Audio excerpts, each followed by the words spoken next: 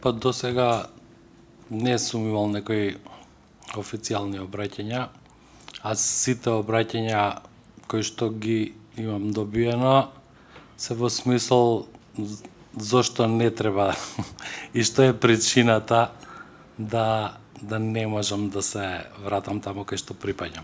Јас најдобро знам да ја работам таа работа. Од првото работно место ми припаѓам и се чувствувам како припадник на безбедносните служби.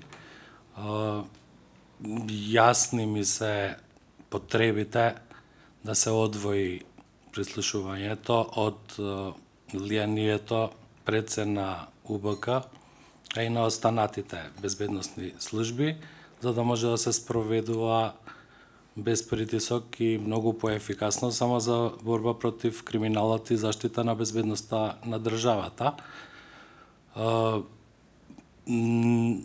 Не сум одлучил се уште, можеби ќе се пријавам на конкурсот за директор на ОТА, но сега во овој момент не ви знаел да ви кажам. Мене ми беше целта да се вратам во МВР, бидејќи јас го напуштив МВР пред се за да ги заштитам бомбите. И точно се знае дека тоа го направив заради бомбите, но сега не постои никаква иницијатива таа моја лична жртва да биде исправена.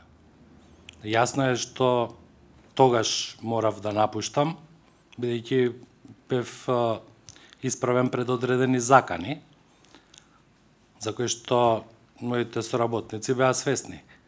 Сега не се враќам, без посебно јасно објаснување.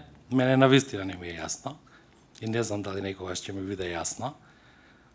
Важно е дека таа моја желба да се вратам и да се пензионирам таму, сега за сега не се исполнува, а јас никому па не сум ја ни кажал јавно. Ова е прв пат да јавно да признавам дека навистина сакав таму да се вратам. Може да се рече дека постои некој центар на моќ кој што е против моето, да речам, признание и враќање на работа.